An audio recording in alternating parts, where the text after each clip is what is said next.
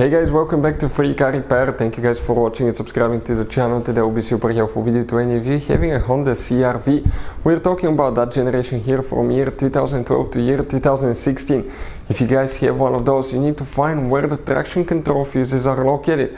You actually may have up to 4 different fuses in 2 different fuse boxes. Stay with us, we will explain where they're located, where you can buy cheap fuses and relays from, that way don't waste your money, why it's important to test fuses and relays. All that guys will be covered absolutely free for your convenience. Make sure you stay until the end.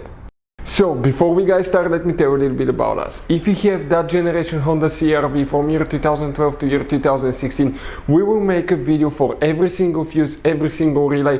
Why we do that? To save you time and money. Let's say you need a fuel pump relay, fuse, heated seats, anything like that guys, ignition coils, mass airflow sensor. All you have to do is just search for it, find it, look for a second, see where it's located, fix your problem. Because in the manual often even the fuses are abbreviated and they're very vague and you may not know what it means guys. But something else guys, here at the garage we're constantly working on things, constantly fixing things. Those are our main YouTube channels. We have over 1.2 million subscribers guys.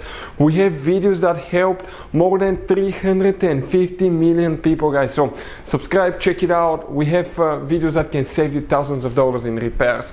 Now another thing guys, let us show you something. That Honda has some special fuses guys. But even if you need to buy any fuses, relays at a good price, quick shipping guys, okay, anything, you can see you have different kinds of relays, special fuses here, okay, those are multi-block fuses. Like this one is 11 fuses integrated in once.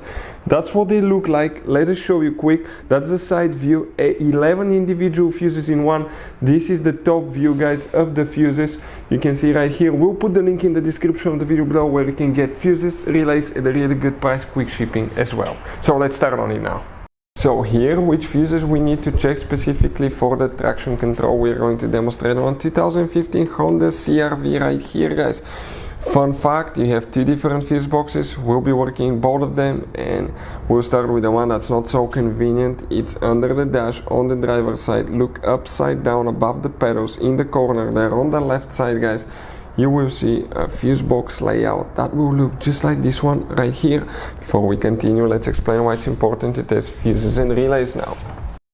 So let me explain why it's super important guys to test fuses. Fuses, not often you can see if they're burnt or they're good. Sometimes they may seem perfectly fine, you think it's a good fuse, you put it back in and you end up spending money and time on parts and problems that do not exist guys, when all you had to do, test your fuse, find out it's bad, replace it, fix your problem. So we will have a video how to test a fuse, okay, different kinds of fuses, and how to test relays guys. We're going to put the link in the description of the video below specifically to that video. Please check it out.